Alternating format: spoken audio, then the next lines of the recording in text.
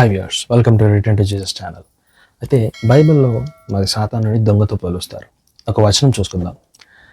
దొంగ దొంగతనము, హత్యను, నాశనము చేయుటకును వచ్చును, కానీ మరి దేనికి రాడు. గొర్రెలకు జీవమును కలుగుటకు, అది సమృద్ధిగా కలుగుటకు నేను వచ్చి తిని అని మీతో నిశ్చయంగా చెప్పుచున్నాను. అయితే మరి ఇక్కడ యేసుప్రభు చెప్తున్నారు, దొంగ దొంగలించడానికి వస్తాడు, నాశనం చేయడానికి వస్తాడు, హత్య చేయడానికి వస్తాడు. అయితే దొంగతో పోలుస్తున్నాడు కాబట్టి యూజువల్లీ దొంగలు ఏం చేస్తారు? దొంగతనం చేస్తారు.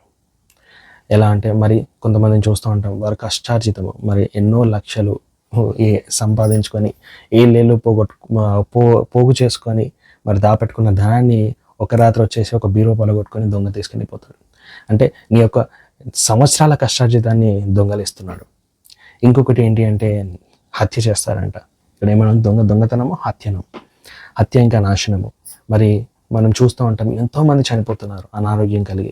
మరి కొంతమంది ఉంటున్నారు, ఉన్నట్టుండి ఆరోగ్యంగా ఉన్న వ్యక్తులు మరి స్టేజ్ మీద పాట పాడుతూ డ్యాన్స్ చేస్తున్న ఒక స్త్రీ అనుకోకుండా అలాగే వెంటనే కార్డియాక్ అరెస్ట్ వచ్చి మరి గుండె ఆగిపోవడం వల్ల చనిపోయింది. మరి దీని వల్ల చూస్తుంటే ఏంటి, సాతాను హత్య కూడా చేస్తున్నాడు. ఇంకొకటి ఏంటంటే నాశనము. మరి మనం చూస్తున్నాం, రకరకాల భూకంపాలు, ఎన్నో డిస్ట్రక్షన్స్ వస్తున్నాయి, వ్యాధులు వస్తున్నాయి. మరి ఎంతోమంది పెద్దలేమి పిల్లలేమి చనిపోతున్నారు. There is a mass destruction going on out side. మరి వినాశనాలు జరుగుతున్నాయి. అయితే వీటన్నిటి వెనకాల ఉన్నది ఎవరు? సాతాను. అయితే ఏంటి అంటే వాడిని ఏమంటున్నాడు? దొంగతనము, హత్య, నాశనము. ఇప్పుడు ఉదాహరణకి దొంగ ఎలా వస్తాడు? మరి నేనే అన్నట్టు వస్తాడా? లేదు, నువ్వు నిద్రపోతున్నప్పుడు, లేదా నీకు తెలియకుండానో అటాక్ చేయడానికి వస్తాడు దొంగ.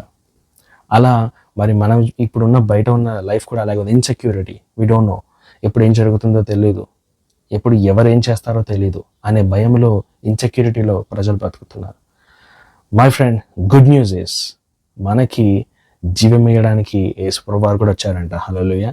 మరి ఇక్కడ ఇంకొక వచనం, అదే వచనంలో ఏమంది? గొర్రెలకు జీవమును కలుగుటకు, అది సమృద్ధిగా కలుగుటకు నేను వచ్చి తిని మీతో నిశ్చయంగా చెప్పుచున్నాను. హల్లెలూయా. మనని గొర్రెలను ఎందుకు అంటాడు అంటే, సరే ఓకే ఫైన్, బ్రదర్ గొర్రెలు అంటున్నారు కదా, మేము ఎవ్రీ సండే మటన్ షాప్కి వెళ్తాము, ఆ గొర్రెల్ని పెంచినవాడే గొర్రెల్ని చంపేస్తూ ఉంటాడు, కసాయిగాడు కదా, కసాయివాడు, సో గొర్రె కసాయివాడినే నమ్ముతున్నాడు, ఇట్లాంటి ఇంటర్ప్రిటేషన్స్ అన్ని చేస్తూ ఉంటారు. Okay fine. అయితే ఉదాహరణ నేను అలాగే అనుకున్నాను, అది ఇదేంటి ఈ ఉదాహరణ ఇలా ఉంది అని చెప్పి నేను స్టార్టింగ్ మరి దేవుని తెలుసుకున్న టైంలో మరి నేను ప్రార్థనలో దేవుని దగ్గర కనిపెట్టినప్పుడు ఒక వచనం ఉంటుంది. ఏంటి అంటే, ఈ కాపరి అంట తన గొర్రెల కొరకు ప్రాణం పెట్టడానికి వచ్చాడంట. హల్లెలూయా. ఈ కాపరి అంట ఒక్క గొర్రె, 99లో ఒక గొర్రె తప్పిపోయినా కూడా ఆ 99 వాటిని విడిచిపెట్టి సేఫ్ సైడ్లో ఉంచి ఆ ఒక్కదాన్ని వెతుక్కుంటూ వెళ్తాడంట. సహోదరుడా, సహోదరి, ఈ కాపరి మనం చంపడానికి కాదు, ఈ కాపరి మన కోసం చనిపోయి తిరిగి లేచాడు. హల్లెలూయా.